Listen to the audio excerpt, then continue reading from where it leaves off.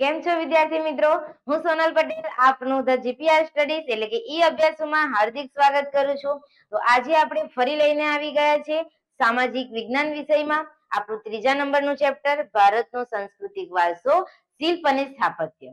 તો સ્ટુડન્ટ તમને અહીંયા હાઇલાઇટિંગ પોઈન્ટ દેખાતા હશે એટલે ખ્યાલ આવી ગયો હશે કે ચેપ્ટરની શરૂઆત થઈ ગઈ છે. તો જે વિદ્યાર્થી મિત્રો આજે પહેલી વાર આપણા વિડિયો લેક્ચરમાં જોડાયા છે તો આનો પહેલો પાર્ટ તમારે પહેલા જોઈ લેવાનો છે અને પછી આજનો વિડિયો લેક્ચર સ્ટાર્ટ કરજો. એટલે તમને એવું થશે કે મેડમ તો જો અધર ભણાવે છે, બરાબર? પહેલો પાર્ટ ઓલરેડી આપણી ચેનલ પર અપલોડ થઈ ગયેલો છે. ચાલો તો શું ભણી ગયા આપણે એનું ક્વિક રિવિઝન કરી લઈએ જેથી મગજમાં બધું રિમાઇન્ડ થઈ જાય. ચાલો તો જોતા જઈશું સ્ટુડન્ટ કે સૌ પ્રથમ આપણે જોઈ ગયા કે તમને ખાલી જગ્યા અહીંયાથી પૂછાય છે કે ભારતનું પ્રાચીન ખાલી જગ્યા નગર આયોજન સમકાલીન વિશ્વના નગર આયોજન કરતા ચડિયાતું હતું. તો જવાબ શું આવે? સિંધુકાલીન. ત્યાર પછી જોઈ ગયા કે શિલ્પનો અર્થ શું? ચાલો બધાએ મારી સાથે જોયા વગર બોલવાનું છે. શિલ્પની વ્યાખ્યા બોલીશું તો કે શિલ્પી પોતાના કૌશલ્ય અને આવડતને છીણી અને હથોડી વડે વિવિધ પ્રકારના મનના ભાવો પથ્થર, લાકડું કે ધાતુમાં કંડારે તે કલા એટલે કઈ કલા? શિલ્પકલા. છે ને ઈઝી? મેં તમને નોટ્સમાં પણ બતાવ્યું હતું લાસ્ટ વિડિયો લેક્ચરમાં. એ મુજબ તમે 5 શબ્દ યાદ રાખો, એ 5 શબ્દ જોઈન કરો એટલે તમારી વ્યાખ્યા તૈયાર. ત્યાર પછી આપણે જોઈ ગયા કે સ્થાપત્ય એટલે શું? તો સ્થાપત્યમાં પણ જોઈ ગયા કે સ્થાપત્યનો સરળ અર્થ શું થાય? બાંધકામ. સંસ્કૃત ભાષામાં સ્થાપત્ય માટે કયો શબ્દ વપરાય? તો કે વાસ્તુ શબ્દ વપરાય. પછી જેવી રીતે શિલ્પકલાનું કામ શિલ્પી કરે એવી રીતે સ્થાપત્ય કલાનું કામ કોણ કરે? સ્થપતિ. ઓકે, હવે સ્થાપત્ય તો કે કોનું કોનું તમે બાંધકામ કરો છો? તો કે મકાનો, નગરો, કુવા, કિલ્લા, મંદિર, મસ્જિદ, મકબરા, આ બધાનો સમાવેશ શામાં થાય? તો કે બધાનું જે આપણે બાંધકામ કરીએ છીએ ને એને આપણે કહીશું સ્થાપત્ય. ત્યાર પછી જોયું આપણે તો કે પ્રાચીન ભારતનું નગર આયોજન કેવું હોય એના વિશે વાત કરી. તો જોઈ ગયા કે નગર આયોજનના 3 વિભાગ પડે. શાસક અધિકારીઓનો ગઢ યાદ છે ને, ઊંચાઈ પર બાંધવામાં આવે. ત્યાર પછી અન્ય અધિકારીનો આવાસ ધરાવતું ઉપલું નગર રક્ષણાત્મક દિવાલથી સુરક્ષિત હોય અને સામાન્ય નગરજનનું આવાસ ધરાવતું નીચલું નગર. તો કે એ જે છે એ ઈંટો કેવી હોય? હાથે ઘડેલી હોય, બરાબર, અને એના મકાનો હોય. ત્યાર પછી આપણે 4 સ્થળ વિશે જોવાના હતા જેમાં મોહેન્જો-દડો, ત્યાર પછી હડપ્પા અને ધોળાવીરા વિશે આપણે ડિટેલ્સમાં જોઈ ગયા અને ત્યાં આપણે ફૂલ સ્ટોપ લગાવી હતી. ચાલો થોડું રિમાઇન્ડ કરીએ કે મોહેન્જો-દડોમાં શું શીખ્યા હતા? કઈ સાલમાં એનું? 1922. કોનું કોનું માર્ગદર્શક હતા? કયા માર્ગદર્શક હતા એમાં?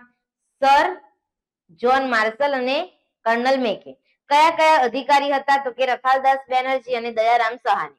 ચાલો ક્યાં આવેલું છે? તો કે પાકિસ્તાનમાં સિંધમાં લારકાના જિલ્લામાં, બરાબર, અને એનો અર્થ શું થાય? મરેલાનો ટેકરો. પછી સ્ટુડન્ટ એમાં આપણે 5 વસ્તુ જોઈ ગયા. કઈ 5 વસ્તુ? એક તો એની નગર રચના કેવી છે, એના રસ્તાઓ કેવા છે, એની ગટર યોજના કેવી છે, જાહેર સ્નાનાગર કેવું હતું, જાહેર મકાનો કેવા હતા. તો ડિટેલ્સમાં સ્ટુડન્ટ તમે જોઈ શકો છો આપણે એની વાત કરી ગયા છે. ત્યાર પછી સ્ટુડન્ટ આપણે જોઈ ગયા હડપ્પા. તો કે એના જે અવશેષો છે એ આપણને ક્યારે પ્રાપ્ત થયા? ઈસવીસન 1921માં. માર્ગદર્શક એ જ હતા સર જ્હોન માર્શલ અને કર્નલ મેકે, પણ અધિકારી એક જ હતા, ફક્ત દયારામ સહાની. તો કે આ હડપ્પા છે એ ક્યાં આવેલું છે? પંજાબમાં આવેલું છે, મોન્ટેગોમરી જિલ્લામાં. તો કે હડપ્પા ગામ ખાતેથી ભારતીય સભ્યતાના અતિ પ્રાચીન અવશેષોની ત્યાં શોધ થઈ. ત્યાર પછી તો કે બીજા કયા એવા સ્થળો છે કે જ્યાંથી આ સિંધુ ખીણની સભ્યતાના અવશેષો આપણે પ્રાપ્ત થયા? તો એ બધા મેં તમને કાલે લખાવ્યા હતા, નોટ્સમાં પણ આપી દીધા છે. પછી યાદ રાખવાનું છે કે જે આ હડપ્પા ખાતેથી જે સંસ્કૃતિ મળી આવી એના 3 નામ જુદા જુદા છે. એક તો સિંધુ ખીણની સંસ્કૃતિ, હડપ્પીય સંસ્કૃતિ અને નંબર 3 છે તામ્ર પાષાણ યુગની સંસ્કૃતિ. ઓકે, એના વિશે આપણે વાત કરી. ત્યાર પછી સ્ટુડન્ટ આપણે લાસ્ટ જોયું હતું છેલ્લો ટોપિક ધોળાવીરા. ધોળાવીરા ક્યાં આવેલું છે? ભુજથી 140 કિલોમીટર દૂર ભચાઉ તાલુકામાં ધોળાવીરા ગામ ખાતે. ત્યાં પણ આપણે જોયું કે ASI જેનું નામ છે આર્કિયોલોજીકલ સર્વે ઓફ ઇન્ડિયા, તો કે 1990માં રવિન્દ્રસિંહ બિસ્ટના માર્ગદર્શન હેઠળ ત્યાં ખોદકામ થયેલું, બરાબર. અને ત્યાંની કિલ્લેબંધી કેવી હતી એ બધી વાત આપણે ડિટેલ્સમાં કરી ગયા છે. અને લાસ્ટ આપણે અહીંયા અટકી ગયા હતા સ્ટુડન્ટ કે તમને પૂછાય કે પાણીના શુદ્ધિકરણની અદ્ભુત વ્યવસ્થા ખાલી જગ્યા ખાતે જોવા મળે છે. ઓપ્શન આપેલા હશે ધોળાવીરા, લોથલ કે હડપ્પા. શું જવાબ આવશે? ધોળાવીરા. યાદ રાખીશું. ચાલો તો સ્ટુડન્ટ આજના ટોપિકની આજે આપણે નવી શરૂઆત કરી દઈએ અને લોથલથી આપણે જે બાકી હતા એ ગાડીને આપણે પુશ કરીએ, આગળ જવા દઈએ. ચાલો તો લોથલથી શરૂઆત કરીએ. જોઈએ તમે વારંવાર આ નામ તો સાંભળ્યું જ હશે. લોથલ ક્યાં આવેલું છે? તો કે અમદાવાદ જિલ્લાના ધોળકા તાલુકામાં આવેલું છે. યાદ રાખીશું, તમને પૂછાય છે. અને કઈ કઈ બે નદીની વચ્ચે? તો કે ભોગાવો અને સાબરમતી એ બે નદીની વચ્ચે. જો લખ્યું છે કે લોથલ ધોળકા તાલુકામાં ભોગાવો અને સાબરમતી એમ બે નદીઓના વચ્ચેના પ્રદેશમાં આવેલું છે. તમને પૂછાશે કે ભાઈ ખાલી જગ્યા સ્થળ ભોગાવો અને સાબરમતી એમ બે નદીના વચ્ચેના પ્રદેશમાં આવેલું છે શું? તો કે લોથલ. ત્યાર પછીનો પોઈન્ટ કે ખંભાતના અખાતથી 18 કિલોમીટર આ દૂર આવેલું છે. ત્યાં તો કે માનવ વસાહત એટલે કે જે માનવો રહેતા હતા એના 3 અલગ અલગ થર મળી આવેલા છે. તો કે નગરના પૂર્વ છેડે, ધ્યાન આપજો, નીચાણવાળા ભાગમાં ભરતીના સમયે વાહન લાંગરવા માટે મોટો ધક્કો એટલે કે ડોકયાર્ડ બાંધવામાં આવ્યો હતો. કોઈ કહેશે આ ડોકયાર્ડ એટલે કે ધક્કો એટલે શું? તો સ્ટુડન્ટ જો તમને અહીંયા આકૃતિ આપેલી છે લોથલની, બધા જોઈ શકો છો આકૃતિમાં? ઓકે, ચાલો ક્લિયર છે. તો સ્ટુડન્ટ આ જે આકૃતિ છે એ લોથલની છે. હવે તમે અહીંયા જોઈ શકો છો કે અહીંયા પાણી છે, બરાબર? તો સ્ટુડન્ટ આ તમને અહીંયા જે દેખાય છે ને, આ વસ્તુ જે તમને અહીંયા દેખાય છે ને એ શું છે? ડોકયાર્ડ એટલે કે ધક્કો છે. તો કે આ ધક્કો કેમ બનાવવામાં આવ્યો હતો આપણને ખબર છે, બરાબર? કે દરિયામાં જ્યારે વધારે પડતું પાણી આવે ભરતીના સમયે તો શું થશે? તો કે ભરતીના સમયે જ્યારે પાણી આવે, માની લો કે આવું કશું જ બાંધેલું નહીં હોય તો જે વહાણો હોય અહીંયા મૂકેલા એ તણાઈ નહીં જાય? તણાઈ જાય ને. આપણને ખ્યાલ છે કે કિનારા પર જઈએ તો હોડીઓ હોય એ હોડીઓ બાંધી દેવામાં આવે કોઈ ખીલાસાથી કે જેથી ખેંચાઈ નહીં જાય. તો સેમ અહીંયા પણ કે જ્યારે લોથલ છે તો લોથલમાં પણ આ વહાણો અહીંયા મૂકેલા હોય, જો આ વ્યવસ્થા નહીં હોય તો વહાણો ખેંચાઈ જાય. એટલે ત્યાં શું બનાવવામાં આવી દીધું હતું? તો કે આ જે તમને દેખાય છે ને એ ડોકયાર્ડ બનાવવામાં આવેલા હતા, ધક્કો બનાવવામાં આવેલો હતો. એનો મતલબ શું? એનાથી શું થાય? તો કે જ્યારે પાણી આવશે, સમજો આ બધું પાણી છે, જ્યારે પાણી આવશે અને વધારે પડતું પાણી આવે તો પાણી અંદર એન્ટર થાય ખરું, બરાબર? પણ આ પાણી જે છે અંદર આવશે, આ બધું પાણી જ છે અને પછી આ જે રસ્તો છે એના માટે બહાર નીકળી જાય. વહાણો પણ જોજો, અહીંયાથી વહાણો આવશે તો ખરા, પણ ક્યાં આવીને અટકી જશે? તો કે અહીંયા આવીને અટકી જશે, પણ બહાર જશે નહીં. એટલે લખ્યું છે કે ભાઈ વાહન લંગડવા માટે મોટો ધક્કો એટલે કે ડોકયાર્ડ બાંધવામાં આવ્યો હતો. ક્લિયર છે બધાને? ચાલો, તો આની વાત કરી છે અહીંયા. ત્યાર પછી સ્ટુડન્ટ આગળ જઈએ. ઓકે, તો કે આ લોથલની વિશેષતા છે. તમને પૂછાશે કે લોથલની વિશેષતા કઈ? તો કે ત્યાં વાહન લંગરવા માટે મોટો ધક્કો અથવા તો ડોકયાર્ડ બાંધવામાં આવ્યો હતો. ચાલો, તો કે આ ધક્કો, વખારો, દુકાનો, આયાત નિકાસના પુરાવા વગેરે દર્શાવે છે. એટલે આ જે વાહન લંગડવાનો ધક્કો છે, ત્યાંની જે દુકાનો છે, વખારો છે, એના પરથી આપણે એવું કહી શકીએ કે ભાઈ લોથલ જ્યારે લોથલની શોધ થઈ, બરાબર, કે અહીંયા કોઈ ગામ હતું તો એ સમયે પણ આયાત નિકાસ થતી હતી. આયાત નિકાસ એટલે શું? મને જવાબ આપજો. આયાત નિકાસ એટલે શું? જેને ખબર હોય કમેન્ટ કરવાનું રાખો. આયાત એટલે શું? બહારના દેશમાંથી આપણે કોઈ વસ્તુ ખરીદીએ તો એ આયાત છે, અને અહીંની આપણા ભારત દેશની વસ્તુ કોઈ બહારના દેશમાં આપણે વેચીશું તો એ થશે નિકાસ.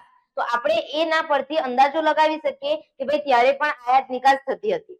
ચાલો, ત્યાર પછી તો કે લોથલ તે સમયે ભારતનું સમૃદ્ધ બંદર હશે. જો પૂછાય છે જીપીએસસી માં તો ખાસ હું તમને કહેતી જાઉં છું. ગુજરાત માટે આ ગૌરવ લેવા જેવી બાબત છે. તો કે આ જે બાબત છે ગુજરાતને જ નહીં પરંતુ આખા ઇતિહાસને પણ ગૌરવ બક્ષે છે. મોસ્ટ ઇમ્પોર્ટન્ટ લાઈન છે, બરાબર? ભારતનું સમૃદ્ધ બંદર કયું? તો કે લોથલ. બોલો, ક્લિયર છે બધાને? તો લોથલમાં સ્ટુડન્ટ તમારે આટલી વિગતો ધ્યાન રાખવાની હતી. ચાલો જોઈ લઈએ કયા કયા પોઈન્ટ આપણે મોડે કરવા જેવા છે જે આપણે યાદ રાખી લઈશું. તો સ્ટુડન્ટ કાલે આપણે મોહેન્જો-દડોની વાત કરી, ત્યાર પછી હડપ્પાની પણ વાત કરી ને નોટ્સમાં, ધોળાવીરાની વાત કરી. ચાલો તો જોઈએ લોથલ. તો લોથલમાં તમારે કયા કયા પોઈન્ટ યાદ રાખવાનું છે? પહેલા તો લોથલ ક્યાં આવેલું છે? તો કે અમદાવાદમાં, ધોળકા તાલુકામાં. પછી કઈ કઈ બે નદી વચ્ચેના પ્રદેશમાં? તો કે ભોગાવો અને સાબરમતી નદી વચ્ચેના પ્રદેશમાં. ખંભાતના અખાતથી કેટલા કિલોમીટર દૂર? 18 કિલોમીટર. માનવ વસાહતના કેટલા થર મળ્યા? 3. પછી તો કે વાહન લાંગળવા માટે મોટો ધક્કો છે, અને ધક્કો, વખારો, દુકાનો પરથી આપણે કહીએ છીએ કે ત્યાં આયાત નિકાસના એ પુરાવા દર્શાવે છે. અને લાસ્ટમાં લખવાનું કે લોથલ જે છે ભારતનું સમૃદ્ધ બંદર છે. બંદર છે એટલે પેલું બંદર, હા, જ્યાં આયાત નિકાસ થતી હોય એની વાત છે. કે આ જે બાબત છે એ ફક્ત ગુજરાત માટે જ નહીં પરંતુ ભારતના ઇતિહાસને ગૌરવ બક્ષે છે. આટલું લખો એટલે સ્ટુડન્ટ લોથલની વાત અહીંયા કમ્પ્લીટ. તો યાદ રહેશે 4 આપણે નગર આયોજન ભણી ગયા. મોસ્ટ ઇમ્પોર્ટન્ટ એક તો મોહેન્જો-દડો ભણ્યા, હડપ્પા ભણી ગયા, ધોળાવીરા ભણી ગયા અને લોથલ ભણી ગયા. કઈ કઈ વસ્તુ એમાં યાદ રાખવા જેવી હતી હું તમને નોટ્સ બતાવતી જ જાઉં છું. સ્ક્રીનશોટ પાડી લો અને લખતા જાઓ. થશે મોડે આટલું? ચાલો તો આગળ વધીએ સ્ટુડન્ટ આપણે. અને ત્યાર પછીનો ટોપિક છે આપણો મૌર્યકાલીન કલા. તમે જોઈ શકો છો અહીંયા સ્ક્રીન પર.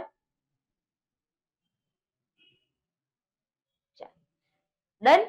ચાલો તો શરૂઆત કરીશું આગળના ટોપિકની અને આપણો ટોપિક છે મૌર્યકાલીન કલા. તમારી નવનીતમાં જોવું હોય તો જોઈ લો. બીજા નંબરનો લોંગ ક્વેશ્ચન હશે અને તમને કીધું છે કે મૌર્યકાલીન કલા સવિસ્તાર સમજાવો. તો અમુકને પ્રશ્ન ક્રમમાં એમાં લખવાનું કેટલું? તો જુઓ, એક તો તમારે સ્તૂપ વિશે લખવાનું છે, સ્તંભલેખ વિશે લખવાનું છે અને શિલાલેખ. આ 3 વિશે તમારે લખવાનું છે. કઈ કઈ વસ્તુ જો ફરીથી બતાવી દઉં છું અહીંયા. એક તો અહીંયા સ્તૂપ આપ્યો છે, સ્તૂપ વિશે લખવાનું છે.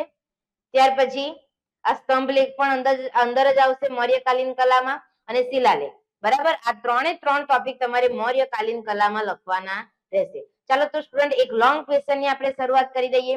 મેં તમને પહેલા અને બીજા ચેપ્ટરમાં સમજાવી તો દીધું જ છે કે સ્તૂપ એટલે શું. તો કે આપણા જે ભગવાન બુદ્ધ થઈ ગયા, તો સ્ટુડન્ટ એ ભગવાન બુદ્ધના જે શરીરના અવશેષો હતા, દેહ અવશેષો, તો કે એને કોઈ એક પાત્રમાં મૂકવામાં આવે, કોઈ એક પાત્રમાં મૂકવામાં આવે અને એના ઉપર અર્ધ ગોળાકાર ઇમારત બનાવવામાં આવે, તો એને આપણે કહીએ છીએ સ્તૂપ.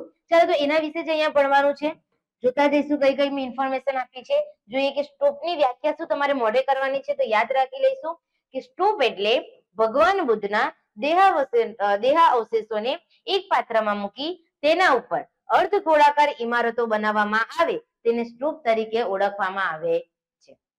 ક્લિયર બધાને? પછી તમને અહીંયા ખાસ પૂછાય છે કે અશોક સમયના કયા કયા 5 સ્તૂપો જાણીતા છે? તો યાદ રાખીશું આપણે કે 5 સ્તૂપો જાણીતા છે. એમાંનો એક છે સાંચીનો સ્તૂપ, જે એમપી એટલે કે મધ્યપ્રદેશમાં આવેલો છે. બીજો છે સારનાથનો સ્તૂપ. ત્રીજો છે બેરતનો સ્તૂપ. નંબર 4 નંદનગઢનો સ્તૂપ અને નંબર 5 જે આપણા ગુજરાતમાં આવેલો છે દેવની મોરીનો સ્તૂપ.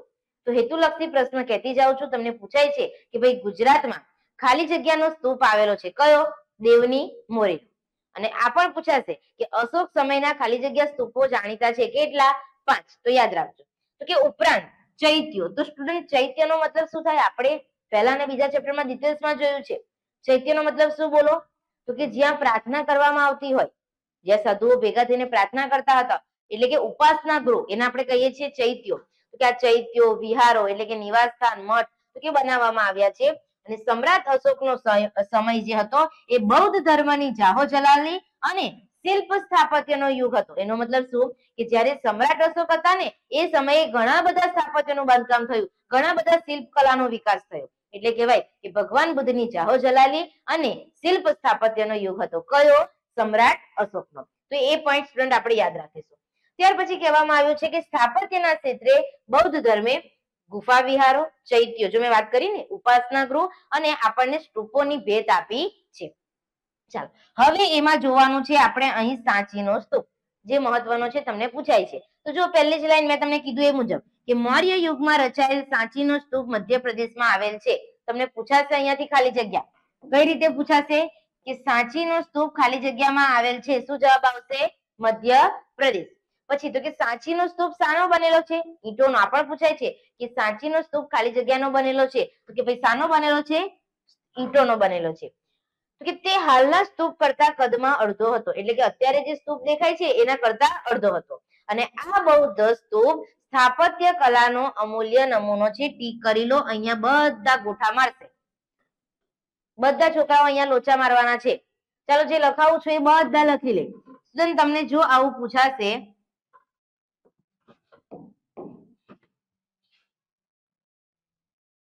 જો તમને અહીં એક વસ્તુ પૂછાશે, તમને સ્થાપત્ય કલાનો નમૂનો પૂછાય ને, સમજી લેજો ખાસ. અહીંયા તમને સ્થાપત્ય કલાનો નમૂનો પૂછાય તો એમાં આવશે સાંચીનો સ્તૂપ.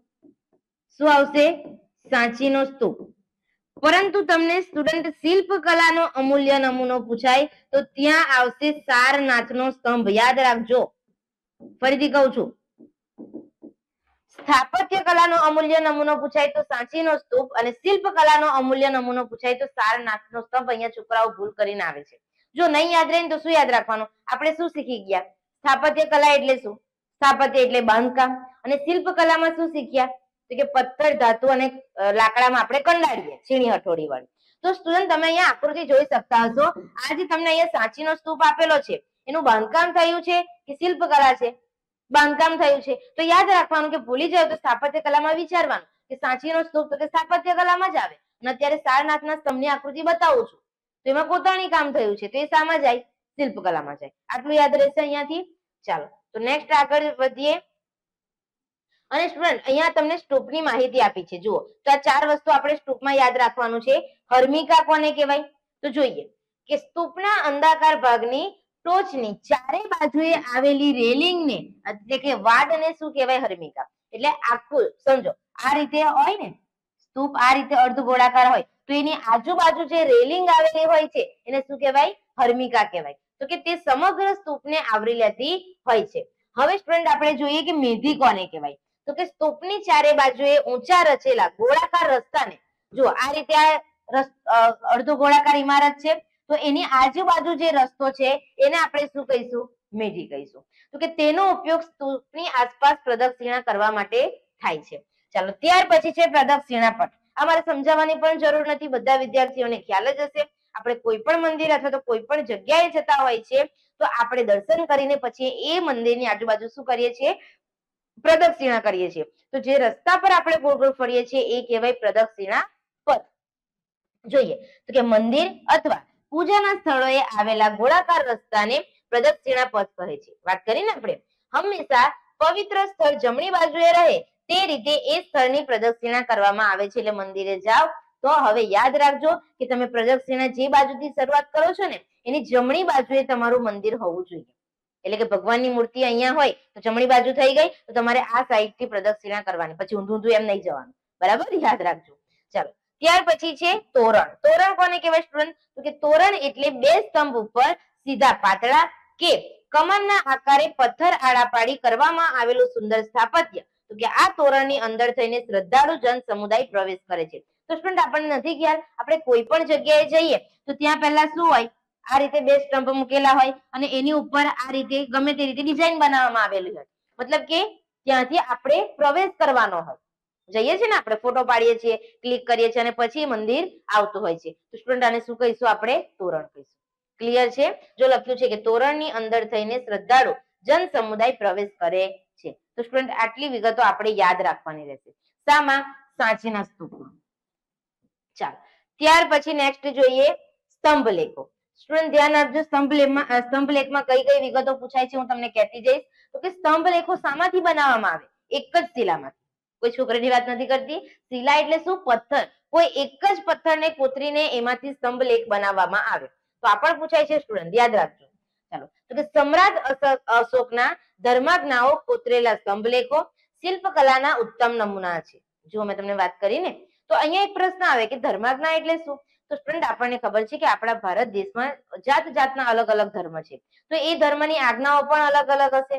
તો આ જે સમ્રાટ અશોકની વાત કરે છે, તો સમ્રાટ અશોકનો જે ધર્મ હતો એની જે આજ્ઞા હતી એને આ સ્તંભલેખ પર કોતરવામાં આવી હતી. તો કે એક જ પથ્થરમાંથી કોતરીને એને ઘસી ઘસીને અને ત્યાર પછી એને ચળકાટ આપવામાં આવતો હતો. આવા સ્તંભો તો કે ક્યાં જોવા મળે? તો કે અંબાલા, મેરઠ, અલ્હાબાદ, બિહારમાં લોરિયા પાસે નંદનગઢ, સાંચી, કાશી, પટના અને બુદ્ધ ગયાના બોધિ વૃક્ષ પાસે ઉભા કરવામાં આવેલા હતા. જે કઈ લિપિમાં હતા? તો કે બ્રાહ્મી લિપિમાં હતા. ખાસ ટીક કરજો, તમને અવારનવાર પૂછાય છે. તમને અવારનવાર પૂછાય છે કે સ્તંભલેખો જે છે કઈ લિપિમાં કોતરાયેલ છે? તમારે લખવાનું રહેશે બ્રાહ્મી લિપિમાં. ક્લિયર છે?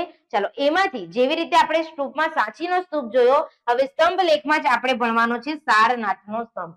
બધા સ્ટુડન્ટ અહીંયા ધ્યાન આપે. ચાલો તો સ્ટુડન્ટ આ જે આકૃતિ છે પહેલી વાર તો છે નહીં કે તમે જોતા હશો, તમે જોઈ જ છે અને તમે બધા પરિચિત છો. તો સ્ટુડન્ટ આ શું છે? તો કે સારનાથની સિંહાકૃતિ છે. શું છે?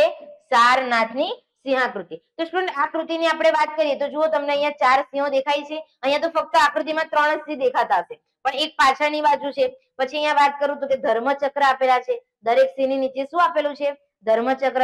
પછી ત્યાં હાથી, ઘોડો, બળદની આપણને આકૃતિ જોવા મળે. ઓકે, ચાલો હવે જોતા જઈએ. તો કે ભારતની શિલ્પકલાનો શ્રેષ્ઠ નમૂનો છે સ્ટુડન્ટ. ક્યારની હું તમને કહી દીધું મેં તમને આ વસ્તુ. ફરી કહું છું, ભૂલ કરીને આવશો 1 માર્ક્સ જશે તમારો. તમને પૂછાય કે સ્થાપત્ય કલાનો અમૂલ્ય નમૂનો તો સાંચીનો સ્તૂપ, પરંતુ પૂછાય કે શિલ્પકલાનો શ્રેષ્ઠ નમૂનો કયો? તો કે શિલ્પકલાનો શ્રેષ્ઠ નમૂનો છે સારનાથનો સ્તંભ. ક્લિયર? ચાલો આગળ. આ સ્તંભની ટોચ ઉપર પરસ્પર અડકીને ઉભેલા 4 સિંહોની આકૃતિ છે. તમે આકૃતિમાં જોઈ શકો છો, પહેલો, બીજો, ત્રીજો અને આની એક પાછળ છે, એટલે 4 સિંહોની આકૃતિ છે. સારનાથ ભગવાન બુદ્ધના ઉપદેશનું સ્થાન હોવાથી, ફ્રેન્ડ આપણે તમને એક શબ્દમાં જવાબ હોય ને એમાં પૂછાય છે કે સારનાથનો જે સ્તંભ છે એ કયા ભગવાનનો ઉપદેશનું સ્થળ છે, તો કે ભગવાન બુદ્ધ. તો કે આ સિંહોની નીચે ચારે બાજુ 4 ધર્મચક્ર અંકિત કર્યા છે. જો મેં તમને કીધું ને, આ સિંહની નીચે, દરેક સિંહની નીચે શું આપેલું છે? ધર્મચક્ર આપ્યા છે. તો કે એ ચક્ર ધર્મનો વિજય બતાવતું હોવાથી એને ધર્મચક્ર કહેવામાં આવે છે. તો કે આ ઉપરાંત ત્યાં હાથી, ઘોડો કે બળદની શિલ્પ કૃતિઓ પણ છે. તો કે પ્રજાસત્તાક ભારતના રાષ્ટ્રધ્વજમાં આ ચક્રને સ્થાન આપવામાં આવ્યું છે. ઝંડા ઊંચા રહે હમારા આપણે ગાઈએ છીએ ને, બરાબર? તો એમાં પણ આ ધર્મચક્રને સ્થાન આપવામાં આવ્યું છે. અને મોસ્ટ ઇમ્પોર્ટન્ટ લાઈન કે 4 સિંહોની આકૃતિને ભારતના રાષ્ટ્ર ચિહ્ન તરીકે સ્થાન આપવામાં આવ્યું છે. ટીક કરો, ખાસ તમને પૂછાય છે કે ભારતના રાષ્ટ્રીય ચિહ્ન તરીકે કોનું સ્થાન છે? તો કે 4 સિંહોની આકૃતિનું.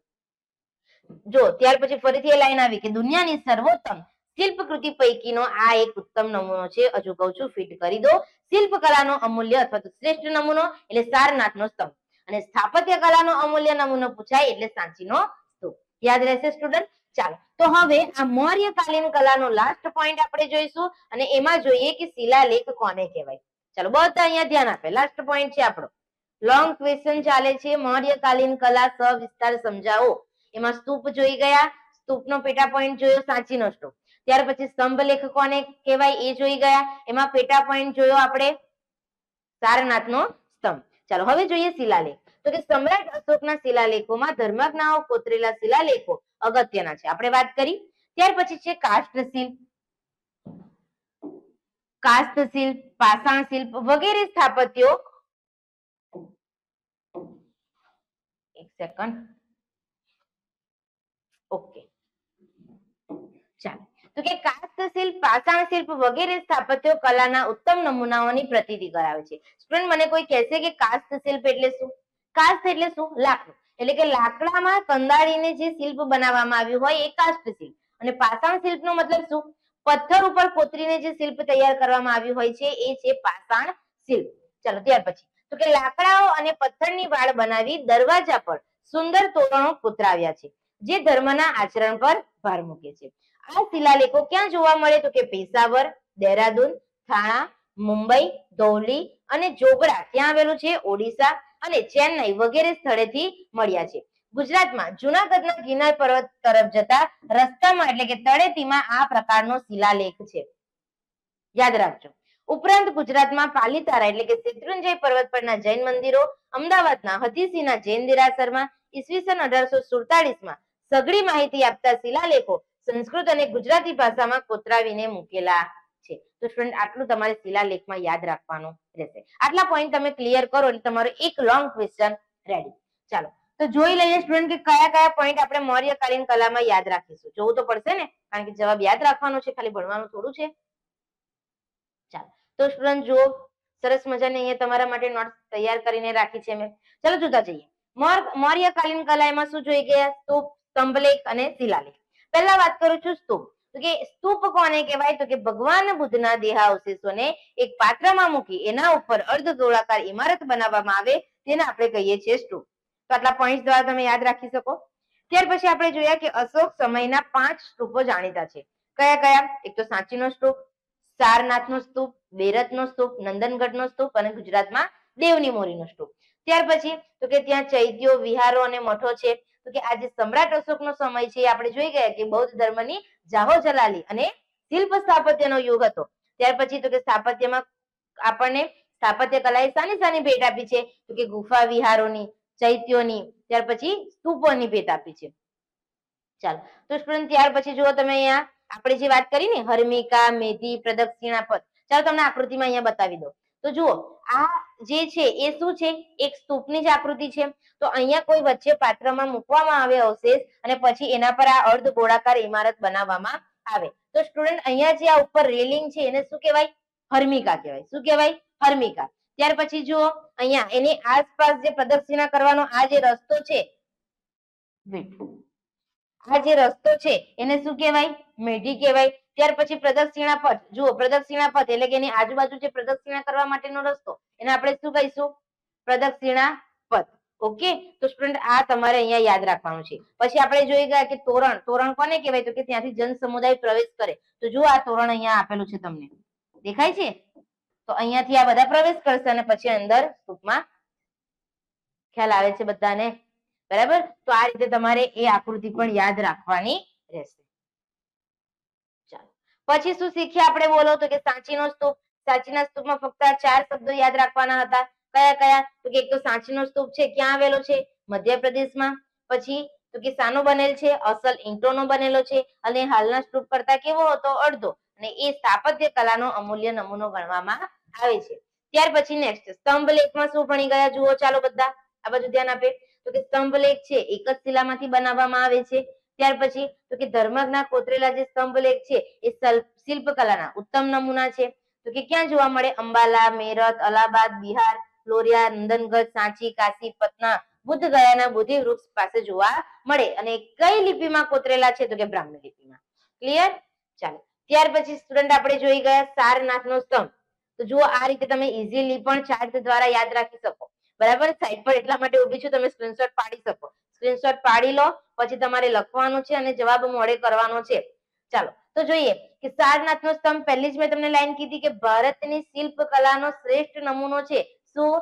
સારનાથનો સ્તંભ. જુઓ અહીંયાથી આપણે ચાલુ કરીએ પેરેગ્રાફ વાઇઝ. બરાબર. આ તમારે આકૃતિ દોરવાની નથી, સમજજો. જેટલું પણ હું તમને સાઈડ પર નોટ્સમાં આપું છું એ તમારે એક્ઝામમાં દોરવાનું નથી, પણ એનો જવાબ મોડે કરવા માટે હું તમને ચાર્ટ સ્વરૂપે અવનવી રીતે હું તમને પોઈન્ટ્સ આપતી હોઉં છું. બરાબર. એટલે પાછું આવું લખીને નહીં આવતા કે ભારતની શિલ્પકલાનો શ્રેષ્ઠ નમૂનો છે. તો કે ત્યાં 4 સિંહોની આકૃતિ છે પરસ્પર અડકીને. તો કે સિંહોની નીચે શું આપેલું છે? ધર્મચક્ર આપેલું છે. ત્યાર પછી તો કે હાથી, ઘોડો અને બળદની આકૃતિનો પણ સમાવેશ છે. અને દરેક સિંહની નીચે શું છે? એક ધર્મચક્ર છે. અને આ ધર્મચક્રને રાષ્ટ્રધ્વજમાં સ્થાન આપવામાં આવ્યું છે. તો કે ભારતનું રાષ્ટ્ર ચિહ્ન શું છે? 4 સિંહોની આકૃતિ. બરાબર. અને પછી લાસ્ટમાં લખી દેવાનું કે આમ દુનિયાની શિલ્પકૃતિ પૈકીનો ઉત્તમ નમૂનો કયો છે? સારનાથનો સ્તંભ. એટલે અહીંયાથી આપણી ગાડી ચાલુ થાય અને અહીંયા સુધી આવે એટલે સારનાથના સ્તંભની વાત લખાય છે ને? ઈઝી. ચાલો આગળ શિલાલેખ. તો સ્ટુડન્ટ જુઓ શિલાલેખમાં આપણે શું જોઈ ગયા? તો કે પહેલા તો ધર્મજના કોતરેલા જે શિલાલેખ હતા એ કેવા હતા? ખૂબ જ મહત્વના એટલે કે અગત્યના હતા. ત્યાર પછી વાત કરું તો કે કાસ્ત શિલ્પ, પાષાણ શિલ્પ જે છે એ કલાના ઉત્તમ નમૂનાની પ્રતીતિ કરાવે છે. દરવાજાના તોરણો જે છે એ ધર્મના આચરણ પર ભાર મૂકે છે. ક્યાં જોવા મળે છે? તો કે પેશાવરમાં, દહેરાદૂનમાં, થાણા, મુંબઈ, ધૌલી, જોગડા ક્યાં આવેલું છે? ઓડિશા અને ચેન્નાઈ. ત્યાર પછી તો કે ગુજરાતમાં જુનાગઢ જતા જે ગિરનારની તળેટીમાં આ પ્રકારનો શિલાલેખ તમને જોવા મળશે. ત્યાર પછી બીજે ક્યાં જોવા મળે?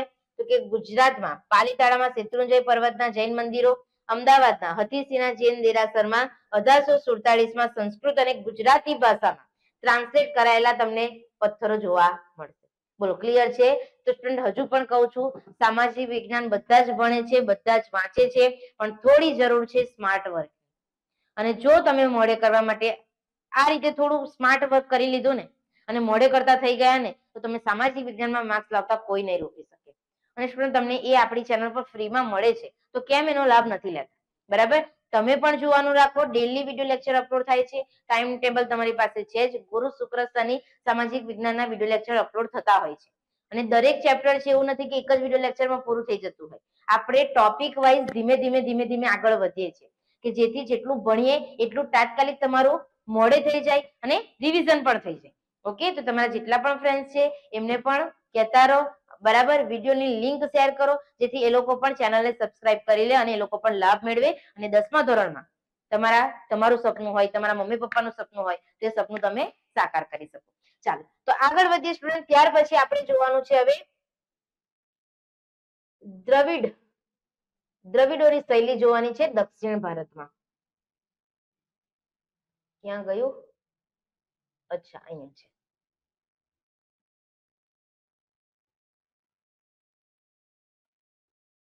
દેખાય છે બધાને? ગાયબ?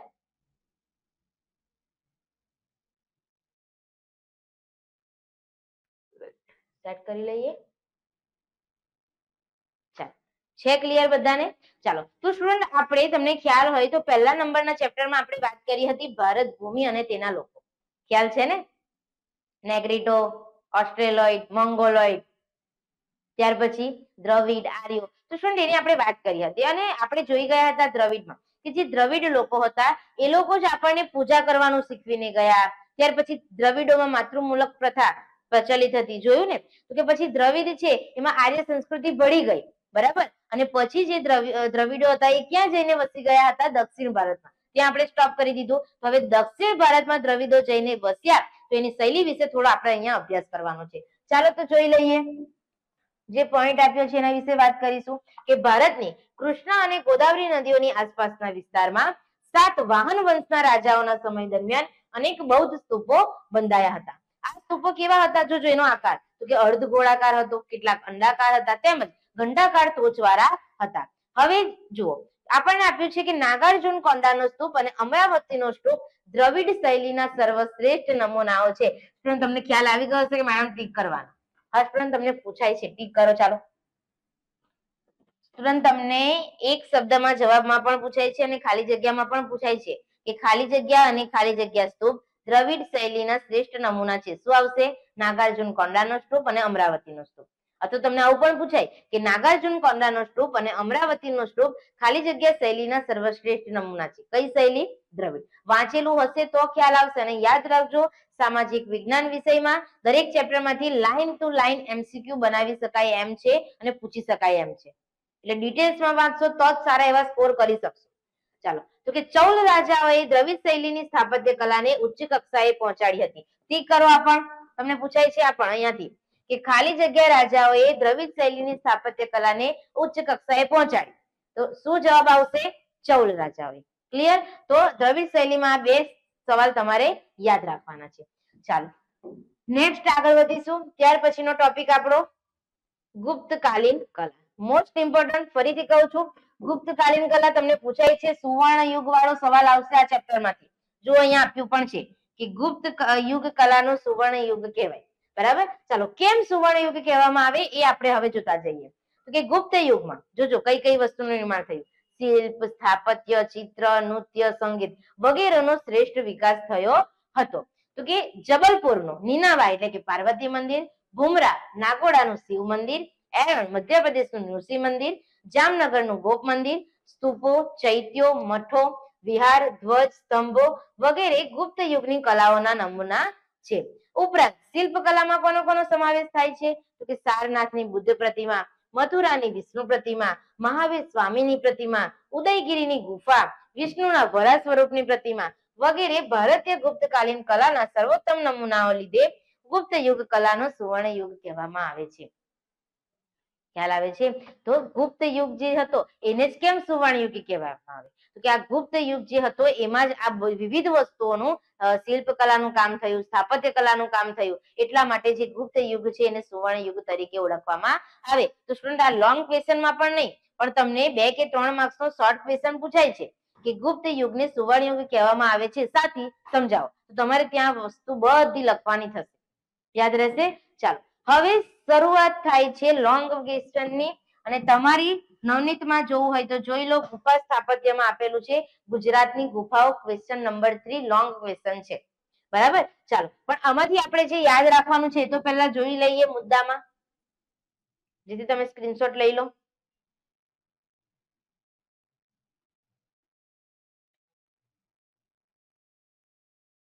ચાલો,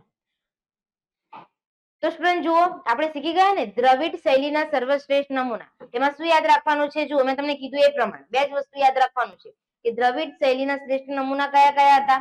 એક તો નાગાર્જુન કોંડાનો સ્તૂપ અને બીજું છે અમરાવતીનો સ્તૂપ. અને કયા રાજાઓએ આ દ્રવિડ શૈલીની કલાને ઉચ્ચ કક્ષાએ પહોંચાડી? તો કે ચૌલ રાજાએ. આટલું યાદ રહેશે.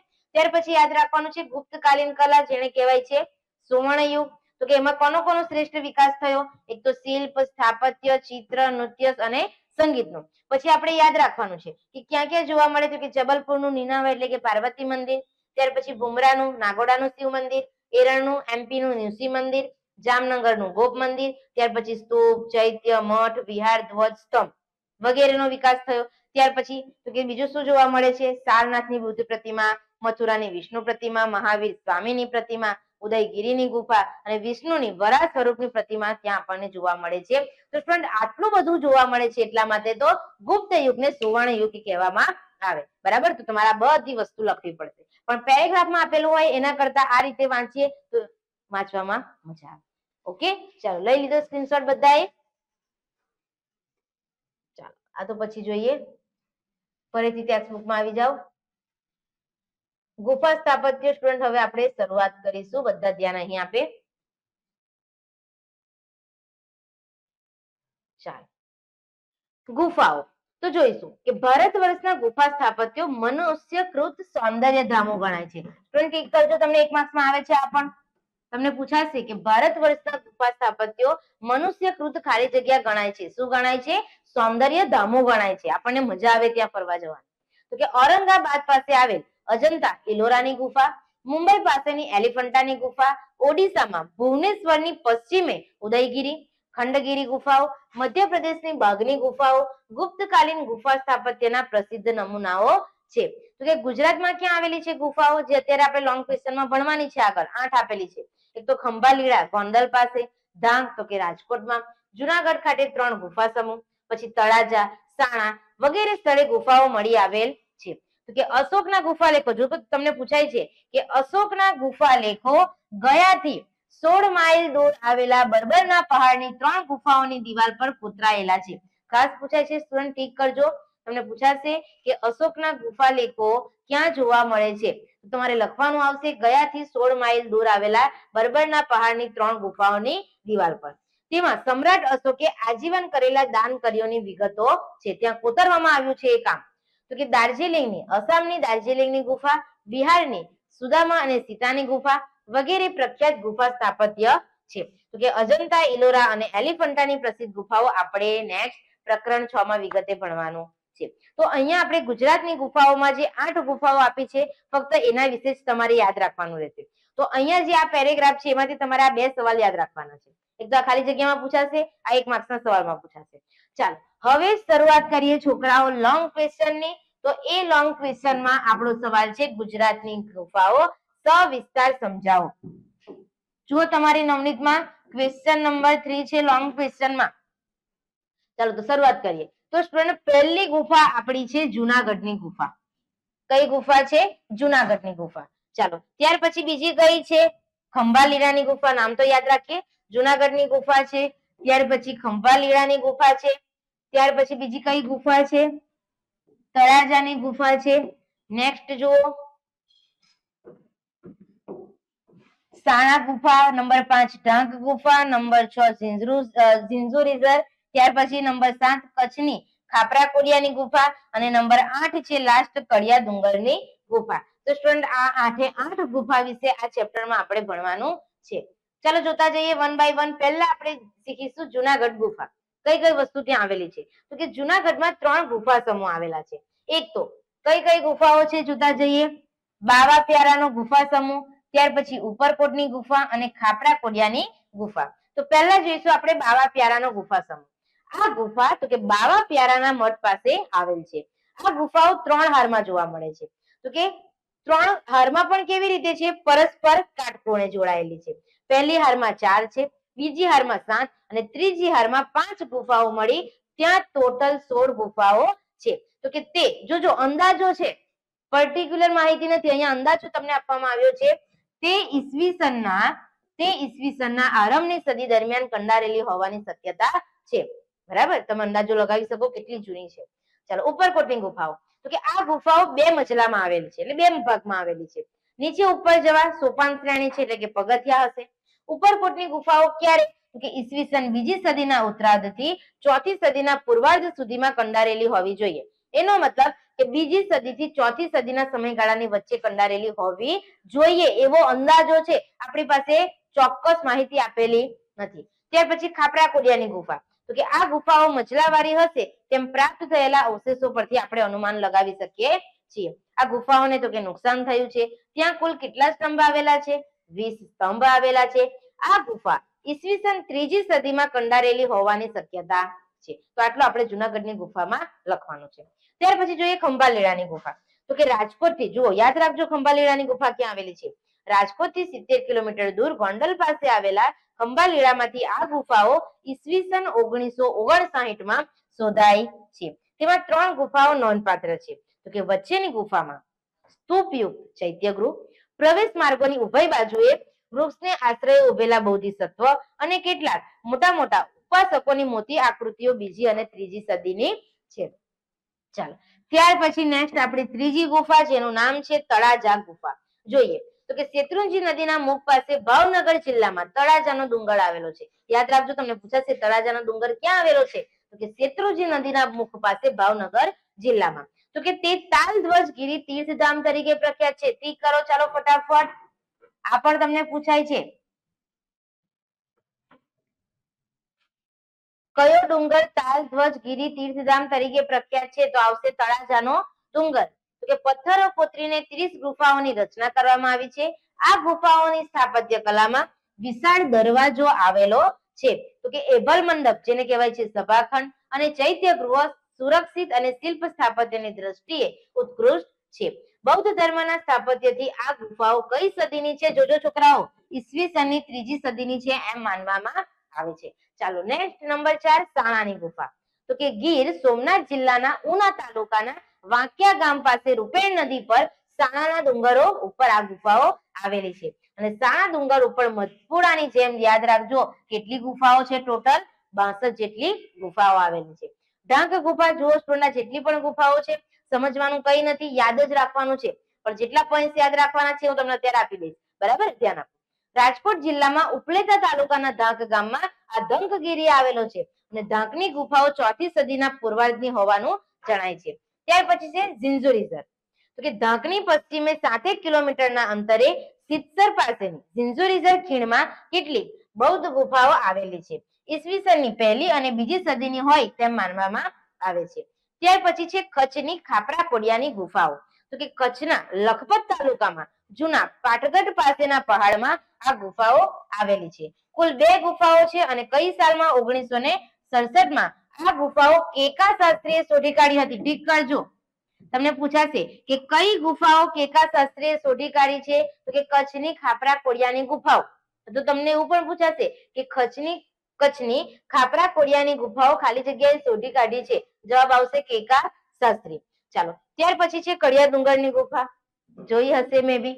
ચાલો તો કે ભરૂચ જિલ્લાના ઝઘડિયા તાલુકામાં કડિયા ડુંગરની 3 ગુફાઓ આવેલી છે.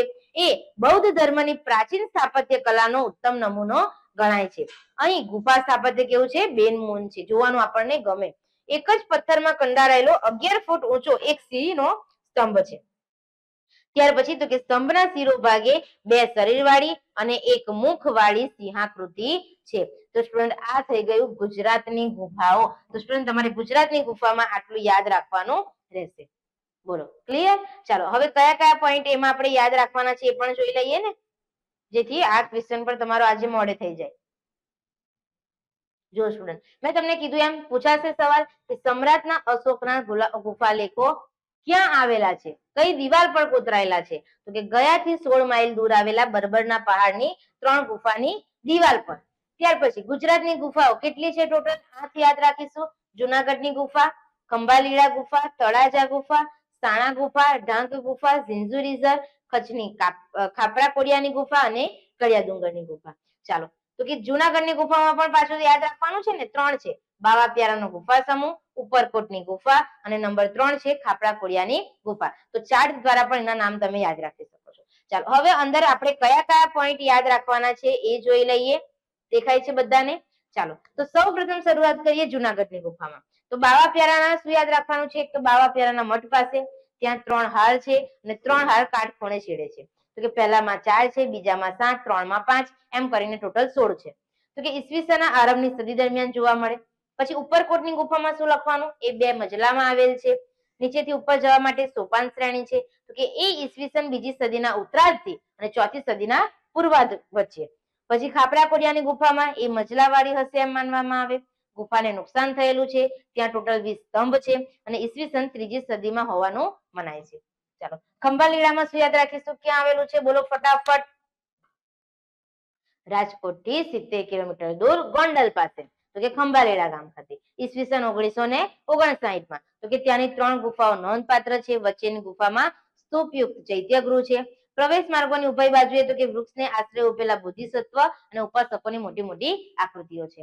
તળાજા ગુફામાં યાદ રાખીશું. તળાજાનો ડુંગર પહેલા તો ક્યાં આવેલો છે? મેં તમને ક્લિક કરાવ્યું. શેત્રુંજી નદીના મુખ પાસે ભાવનગર જિલ્લામાં તળાજાનો ડુંગર આવેલો છે. અને કયા તીર્થધામ તરીકે પ્રખ્યાત છે? તાલધ્વજ ગીરી તરીકે. તો કે ત્યાં 30 ગુફાની રચના છે. ગુફાની સ્થાપત્ય કલામાં વિશાળ દરવાજો આવેલો છે. ત્યાર પછી એભલ મંડપ, આપણે ચૈત્યગૃહની વાત કરી, અને કઈ સદીમાં હોવાનું મનાય છે? 3જી સદીમાં. સાણા ગુફા ક્યાં આવેલું છે? ગીરમાં, સોમનાથમાં, ઉના તાલુકામાં, વાંકિયા ગામ પાસે રૂપેણ નદી પર. પછી સાણાના ડુંગર, એમાં ગુફા આવેલી છે. ત્યાં ટોટલ 62 ગુફાઓ છે. ત્યાર પછી ઢાંક ગુફા, તો કે રાજકોટમાં ઉપલેટામાં ઢાંકમાં ધંકગીરી ખાતે 14મી સદીના પૂર્વાર્ધથી. પછી ઝિંઝુરીઝર, તો કે ઢાંકની પશ્ચિમે 7 કિલોમીટરના અંતરે સિદ્ધસર પાસે ઝિંઝુરીઝરની ખીણમાં, તો કે ક્યારની હોવાનું મનાય છે? 1લી અને 2જી સદીની. પછી છે કચ્છની ખાપરા કોડિયાની ગુફા. ક્યાં? તો કે કચ્છમાં લખપત ખાતે જૂના પાટગઢ પાસે. 2 ગુફા છે 1967ની. કોને શોધી કાઢી? કેકા શાસ્ત્રીએ. કડિયા ડુંગર ગુફા ક્યાં આવેલી છે? ભરૂચ જિલ્લામાં ઝઘડિયામાં કડિયા ડુંગરની 3 ગુફાઓ છે. તો કે આ બૌદ્ધ ધર્મની પ્રાચીન સ્થાપત્યનો ઉત્કૃષ્ટ નમૂનો છે. ત્યાં ગુફા સ્થાપત્ય 2 નમૂન છે. એક જ પથ્થરમાં કંડારેલ કેટલો ઊંચો સિંહનો સ્તંભ છે? 11 ફૂટ. અને સ્તંભના શિરોભાગે 2 શરીરવાળી અને 1 મુખવાળી સિંહાકૃતિ આવેલી છે. બોલો સ્ટુડન્ટ, તો યાદ રહી ગયું આટલું બધાને? મને ખ્યાલ છે આના પછી તમારો નેક્સ્ટ લેક્ચર છે, બરાબર, એ પણ તમારે અટેન્ડ કરવાનો છે. હું બ્રેક આપું છું. પણ સ્ટુડન્ટ આટલું જે ભણ્યા એ યાદ રહ્યું ખરું? જો મૌર્યકાલીન કલામાં આપણે શું જોઈ ગયા? સ્તૂપ જોયો, ત્યાર પછી સ્તંભલેખ જોયા અને શિલાલેખ જોયો. સ્તૂપમાં સાંચીના સ્તૂપ વિશે ભણ્યા અને સ્તંભલેખમાં સારનાથના સ્તંભ વિશે, બરાબર. તો એટલું તમારે યાદ રાખવાનું હતું. એ આપણો લોંગ ક્વેશ્ચન આજનો થઈ ગયો. ત્યાર પછી લોથલ જોયું, એ પણ ઇમ્પોર્ટન્ટ સવાલ. અને ત્યાર પછી આપણે આગળ જોયું દક્ષિણ ભારતની દ્રવિડ શૈલી, બરાબર. તો એમાં 2 સવાલ યાદ રાખવાના કીધા. ત્યાર પછી આપણે જોયું કે ગુપ્ત યુગ છે એને સુવર્ણ યુગ કેમ કહેવાય, એ પણ જોઈ ગયા. અને બીજો એક લોંગ ક્વેશ્ચન જોઈ ગયા કે ગુજરાતની ગુફાઓ કેટલી છે. આ લોંગ ક્વેશ્ચન પૂછાય છે, ખાસ મોડે કરજો. 8 ગુફાઓ છે, તમને ચાર્ટ સ્વરૂપે આપી દીધું છે, સ્ક્રીનશોટ પાડી લો. જો એકને એક વસ્તુ, હા માનું છું કે યાદ રાખવાનું વધારે છે, પણ એકની એક વસ્તુ તમે ડેલી વાંચ કરશો તો ઓટોમેટિક મોડે થઈ જશે. પણ હા, દિલ્હી એને જોવું પડશે, દિલ્હી વાંચવું પડશે. મૂકી રાખીશું તો એની જગ્યા પર જ રહેશે. ઓકે, તો વિદ્યાર્થી મિત્રો, આજનો આપણે વિડીયો લેક્ચર અહીંયા કમ્પ્લીટ કરીએ છીએ. નેક્સ્ટ વિડીયો લેક્ચરમાં નવા ટોપિક સાથે ફરીથી મળીશું. Thank you.